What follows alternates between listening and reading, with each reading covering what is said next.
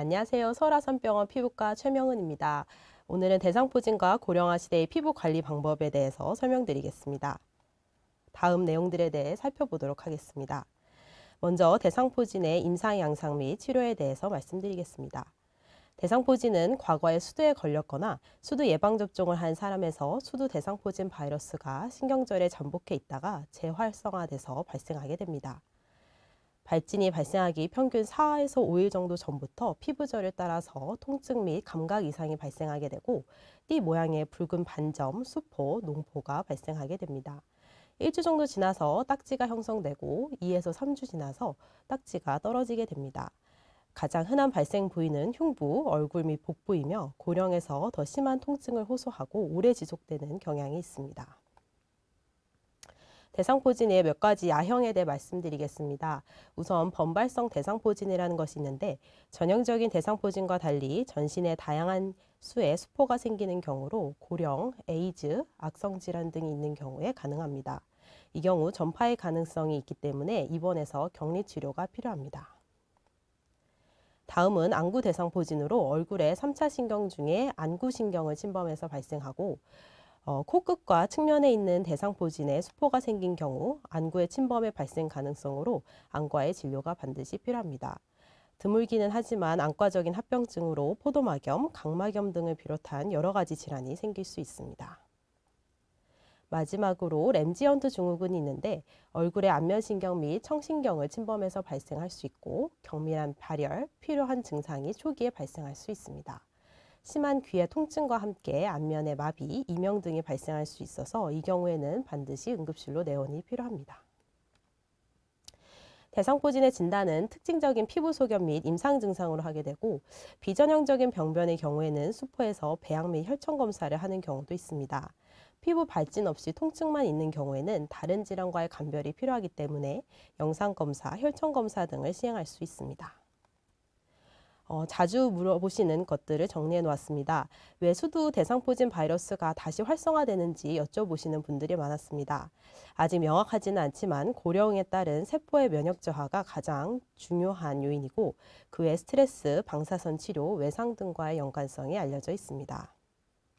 대상포진이 한번 걸리고 다시 재발하기도 할지 궁금해하시는 분들도 많은데 보통 흔하지는 않지만 이전에 대상포진의 기억력이 있던 경우에는 1에서 6%에서도 재발하는 경우가 있었습니다. 집에서 손주를 돌봐주시고 계시는데 대상포진이 생겼을 때 격리가 필요한지 궁금해하시는 분들도 있었습니다. 이 경우 생후 12개월 이전에 아기를 돌봐주시는 경우에는 아기에게 항체가 없기 때문에 예방접종을 맞기 전이기 때문에 대상포진이 걸린 성인과의 접촉은 반드시 피하는 것이 좋습니다. 다음은 대상포진 치료입니다. 항바이러스제를 경구 약물로 일주일 정도 반드시 복용하는 것이 필요합니다. 발진이 생긴 지 3일 이내 초기 복용하는 것이 가장 도움이 된다고 알려져 있습니다. 항암 치료 중이거나 면역 저하 질환이 있는 경우에는 정맥으로 주사하는 것이 도움이 됩니다. 다음은 통증을 완화시키기 위해서 다양한 종류의 진통제를 사용해 볼 수 있습니다. 신경통 치료제, 진통소염제를 경구로 투여하거나 진통 패치를 붙여볼 수가 있고 국소 마취제를 비롯해서 여러 가지 통증을 줄여줄 수 있는 도포제를 사용해 볼 수도 있습니다. 일부 진통제는 어지럽거나 졸음, 부종, 두근거림 등의 증상이 발생을 할 수 있기 때문에 이 경우에는 담당 선생님께 말씀을 해주셔서 약을 변경하는 경우도 있습니다. 간이나 콩팥 이상 등 기저질환이 있는 경우에는 의사와 상의하는 것이 도움이 됩니다. 추가적으로 수포가 생긴 부위에는 항생제 연고를 도포하는 것이 중요하는데 이는 2차 세균 감염을 방지하기 위함이고 하루에 1번에서 2번 수포가 있는 부위에 바르고 딱지가 생길 때까지 지속하시기 바랍니다. 초기에 수포가 올라오는 시기에는 소독된 꺼지에 생리식염수를 약국에서 구매해서 올려두는 것이 통증 및 염증을 완화시키는 데 도움이 되고 이는 하루에 3번에서 4번 시행해 볼 수 있습니다. 약을 복용을 했는데 하루 이틀 지나서도 수포가 계속 생겨서 걱정되시는 경우도 있었습니다. 항바이러스제를 복용을 하여도 새로운 수포는 발진 1에서 4일까지도 생길 수 있기 때문에 약을 지속해서 복용을 하시면 됩니다. 집에 아시클로버 단순 포진 연고가 있어서 가끔 바르셨던 분은 대상포진에도 사용이 가능한지 여쭤보시기도 합니다. 아시클로버 연고는 단순 포진에는 도움이 되지만 대상포진은 효과가 적은 것으로 알려져 있어서 경구 약물 복용이 필요하겠습니다. 마지막으로 특히 얼굴에 생긴 경우 대상포진이 좋아지고 나서 혹시 흉터가 생길지 걱정하시는 분들이 많습니다. 일반적으로 흔하지 않지만 가능하고 2차 세균 감염이 생기면 더 심할 수가 있기 때문에 수포가 생겼을 때 만지지 않고 항생제 연고를 잘 도포하는 것이 중요합니다. 호전되고 나서 색소 또는 파인 흉터 같은 것이 생기는 경우에는 연고를 바르거나 레이저 치료 등을 시도해 볼 수 있습니다. 다음 대상포진의 예방에 대해 알아보겠습니다. 대상포진 예방접종이 고령 환자의 대상포진과 포진 후 신경통 발생과 중증도를 감소시키는 것으로 알려져 있고, 현재 만 50세 이상의 성인에서 접종이 허가되었고, 미국 질병통제예방센터에서는 대상포진 과거력과 관계없이 60세 이상에서 접종을 권유하고 있습니다. 현재 국내에 있는 대상포진 예방접종은 생백신으로 이전 백신 성분에 대해 중증 알레르기 반응을 보인 경우, 면역결핍 상태인 경우, 임산부 또는 임신 가능성이 있는 경우에는 금지됩니다. 대상포진이 수두 대상포진 바이러스에 생기기 때문에 대상포진 백신이 수두 백신과 같은 것인지 헷갈려 하시는 경우도 있었습니다. 원인 바이러스는 동일하지만 대상포진과 수두 백신은 효과가 다르고 맞는 시기 또한 다릅니다. 대상포진 예방접종을 맞았는데도 대상포진이 생기기도 하는지 궁금해하시는 경우도 있었습니다. 대상포진 예방접종을 한 경우에도 10에서 15%에서는 발생할 수 있지만 보통 중증도가 훨씬 낮고 포진 후 신경통이 적은 경우가 많아서 접종이 추천됩니다. 대상포진이 걸린 사람도 예방접종을 해야 하는지 또 한다면 언제 해야 하는지 여쭤보시는 분들도 많습니다.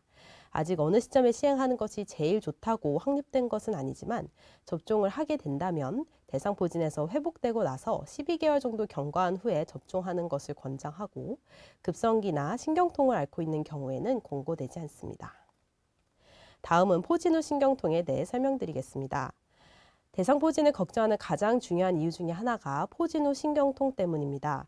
포진 후 신경통이란 피부 병변이 호전된 후 혹은 병변이 발생한 지 1에서 3개월 후에도 통증이 지속되는 경우를 말하고 60세 이상에서 약 절반에서 발생하는 것으로 알려져 있습니다. 위험 인자에는 고령, 심한 통증이 있던 경우, 발진이 심한 경우, 안구 대상포진 등이 있습니다.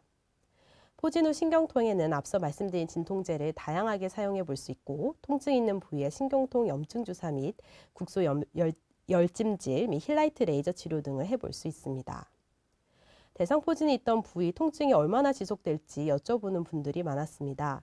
평균적으로는 약 절반에서 3개월 내 호전이 되고 약 70%에서 1년 내 호전되는 것으로 알려져 있습니다. 그러나 심한 경우 2년까지 지속된다는 보고도 있습니다. 다음은 고령에서 흔한 피부 질환의 대표적인 것을 살펴보겠습니다. 피부과를 방문한 65세 이상의 고령자에서 호소한 흔한 피부 질환에는 소양성 발진 및 소양증, 즉 가려움증, 지루곽화증, 대상포진, 무좀, 습진, 두드러기, 건조증 등이 있습니다. 우선 소양증, 즉 가려움증에 대해서 살펴보겠습니다. 가려운 증상은 70대 이후에는 절반에서 발생할 만큼 상당히 흔하며 다양한 피부 질환 및 전신 질환에 의해 발생할 수 있습니다. 원인 질환이 있는지 확인하기 위한 검사로 혈액 검사, 약물 복용력, 병력 처치 등이 필요할 수 있습니다. 다음, 가려운 증상과 동반되어 피부 발진이 생기는 경우가 있습니다. 만성 가려움으로 인해서 가려움증, 그로 인한 긁음, 이로 인한 가려움증의 악화라는 악성 순환으로 인해서 생기고 심하고 발작적인 가려운 증상이 특징입니다. 가려울 때마다 긁거나 꼬집는 습관이 발생에 있어 중요합니다.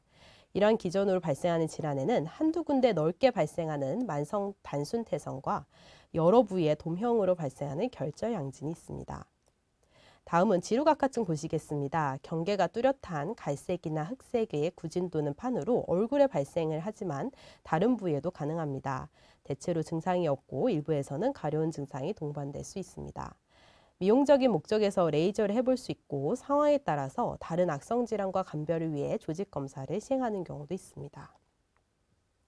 피부암에는 기저세포암이 가장 흔한 피부에 발생하는 암이고 그 다음은 편평세포암입니다. 중요한 유발 인자는 햇빛, 즉 자외선의 노출이고 노출 부위인 얼굴, 귀, 두피에 호발합니다. 이와 같은 피부암은 조직 검사를 통해 확진하고 외과적 절제술을 통해 제거합니다. 일반적으로 다른 장기에 발생하는 암에 비하면 전이나 재발률이 상대적으로 낮지만 이전 햇볕 노출과 연관되어 발생하기 때문에 다른 부위에 또 다른 피부암이 발생할 확률이 있어서 주의 깊은 경과 관찰이 필요합니다. 다음은 악성 흑색종입니다. 피부에 발생하는 가장 공격적인 암 중 하나로 색소를 보이는 병변이 대칭적이지 않고 경계가 불규칙하고 다양한 색을 보이고 직경이 6mm 이상으로 크고 크기나 색조 모양 등에 있어서 변화가 있을 때는 반드시 검사가 필요합니다. 국내에서는 손발톱에 발생하는 말단 흑색점 흑색종이 호발합니다.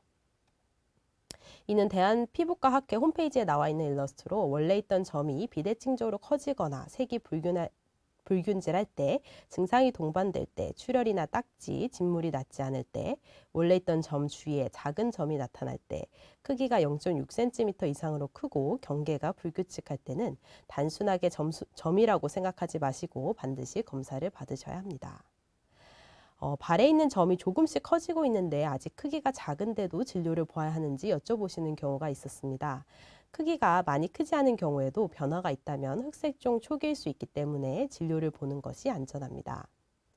발톱을 잘못 깎다가 피가 났는데 잘 낫지 않고 몇 개월 지속되는 경우 병원을 가야 하는지 궁금해하셨던 경우도 있습니다. 앞서 말씀드린 대로 출혈이나 딱지, 진물이 낫지 않을 때도 검사가 필요할 수 있고 드물지만 색소가 없는 무색소성 흑색종 및 손발톱에 생기는 편평세포암도 있습니다. 따라서 오랜 기간 동안 지속되는 경우는 검사를 시행하는 것이 안전합니다. 다음은 진균 질환으로 대표적으로 무좀이 있습니다. 피부의 가장 바깥쪽 층인 각재 및 손발톱, 털에 살고 있는 곰팡이고 몸에 발생했을 때 경계가 뚜렷하고 각질을 동반하는 고리형 병터가 특징입니다. 국내에는 발 및 발톱 백선이 가장 흔하고 발 백선은 발가락 사이에 생기는 지간형, 작은 수포가 생기는 수포형, 각질이 두꺼워지는 각화형으로 다양합니다. 임상적인 소견으로 진단을 하는 경우도 있고 감별 또는 확진이 필요할 때는 현미경 검사나 곰팡이 배양 검사를 하기도 합니다. 기본적인 치료는 항진균제 연고를 도포하는 것이지만 머리와 손발톱에 발생한 경우에는 먹는 약이 필요할 수 있겠습니다. 다른 기저질환이 많아서 약을 복용하시기 어려운 경우에 발톱 무좀약까지 복용하기 어렵다고 말씀하시는 경우가 있습니다. 발톱 무좀은 경구약물 치료가 1차적으로 사용이 되지만 여러 가지 이유로 복용하기 어려운 경우는 바르는 것을 사용해 볼 수도 있습니다. 도포제를 바르고 나서 무좀이 바로 사라지는 것이 아니라 깨끗한 발톱이 새로 올라와서 밀어내면서 좋아지기 때문에 12개월 가까이 꾸준하게 사용하는 것이 필요합니다. 무좀약은 오래 먹게 된다고 하던데 얼마나 복용을 하게 되는지 궁금해 하실 수 있습니다. 사람마다 치료 반응이 다르지만 일반적으로는 3에서 12개월 투여하게 됩니다. 먹는 약인 터비나핀을 가장 많이 사용하고 하루에 한 번 복용하게 되지만 일주일 중 하루 또는 한 달 중 일주일 정도만 복용하는 주기요법으로 치료하는 경우도 있습니다. 마지막으로 건조증 및 건성습진입니다. 팔다리, 특히 정강이 부에 미세한 비늘을 동반한 반으로 시작되고 진행이 되면 도자기에 발생한 균열과 같은 양상으로 나타나는 것을 건성습진이라고 하고 습도가 낮은 환절기나 겨울에 호발합니다. 노년층에 발생한 가려움증의 가장 흔한 원인으로 알려져 있고 표피에 있는 수분 장벽이 손상이 되어서 그 피부를 통한 수분이 증발이 증가하는 것이 원인으로 알려져 있습니다. 마지막으로 피부 관리 방법에 대한 기본적인 지침들을 살펴보겠습니다. 우선 환경 관리입니다. 겨울에는 난방으로 건조한 경우 가습을 하고 실내 온도는 변화가 크지 않게 유지하는 것이 좋습니다. 급격한 온도 변화가 가려운 증상을 악화시킬 수 있어서 한여름이나 한겨울에는 주의를 요하고 면으로 된 속옷을 입고 마찰이 심한 옷, 자극이 되거나 꽉 끼는 옷은 피하는 것이 좋습니다. 다음은 습관 관리입니다. 주름 예방에는 금연 및 건강한 식습관이 중요하고 항산화 성분이 있는 비타민 C나 E 등이 포함된 과일이나 채소, 견과류 등을 규칙적으로 복용을 하십시오. 하루에 물을 8잔 이상 마시는 것이 수분 유지에 도움이 되고 파마약이나 염색약이 대표적인 알레르기 접촉 피부염의 원인 중 하나이기 때문에 파마나 염색 후에 피부에 발진이 생기거나 가려운 경우에는 중단하시고 의사와 상의가 필요합니다. 다음은 목욕 및 세정 방법입니다. 목욕 및 샤워는 너무 뜨겁지 않은 미지근한 물로 20분 이내로 주 3에서 4회 시행하는 것이 좋습니다. 때를 세게 밀거나 타올로 피부에 자극을 주는 것은 피부 장벽을 약하게 하고 건조증을 악화시키는 대표적인 요인입니다. 뜨거운 사우나나 찜질방은 주의가 필요하고 씻을 때는 약산성의 순한 비누 또는 세정제를 사용을 하는 것이 좋습니다. 목욕을 하시면서 목욕 오일과 오트밀 팩 같은 것을 사용하는 것이 건조증 완화시키는 데 도움이 될 수 있습니다. 다음은 보습입니다. 목욕 후 3분 이내 보습제를 바르는 것이 목욕 후 수분 증발을 통한 건조증을 예방할 수 있고 이후 건조할 때마다 수시로 도포하십시오. 물기가 많은 스킨이나 알코올이 함유된 경우는 수분이 증발하면서 피부를 오히려 더 건조하게 할 수 있어서 주의가 필요합니다. 향료는 알레르기 접촉 피부염을 가장 많이 유발할 수 있는 성분 중 하나이기 때문에 피부가 민감하신 경우에는 향이 없는 제품이 추천이 되고 바른 후에 화끈거리거나 따가움, 당기는 느낌과 같은 이런 자극 증상이 있을 때는 중단을 하셔야 됩니다. 다음은 자외선 차단제인 선크림입니다. 얼굴 노화의 약 80%가 자외선에 의해 발생한다는 보고가 있고 피부암의 주된 원인이기 때문에 적절한 차단이 필요합니다. 자외선 차단 지수 SPF 15에서 30 이상, PA 3+ 이상의 제품을 도포하는 것이 도움이 되고 외출하기 15에서 30분 전에 500원 동전 크기의 양을 얼굴 전체, 귀나 목, 손, 팔과 같이 햇볕이 노출되는 부위에 수시로 바르는 것이 좋습니다. 보통 2~3시간마다 덧바르는 것이 도움이 되고 추가적으로 챙이 넓은 모자, 선글라스와 양산 등을 활용하는 것도 도움이 됩니다. 가려운 증상이 있을 때 해볼 수 있는 처치들입니다. 가려울 때 많이 긁거나 피부를 잡아 뜯는 것은 장기적으로 증상을 오히려 악화시킬 수 있습니다. 가려운 증상이 시작되면 긁지 않고 시원한 물수건을 올려두거나 보습제를 냉장 보관해서 도포하고 처방을 받은 가려움증 약인 항히스타민제를 빨리 복용을 하는 것이 좋습니다. 밤에 무의식적으로 긁어서 병변이 악화되는 경우에는 가려움증 약을 자기 전에 복용을 하고 손톱을 짧게 깎고 필요시 면장갑을 착용하고 주무시는 것도 도움이 됩니다. 마지막으로 두피 관리입니다. 각질이 많다면 비듬 제거용 샴푸를 사용해보고 각질이나 두피가 붉고 가려움증이 심할 때는 처방받은 두피용 물약을 사용해 볼 수도 있습니다.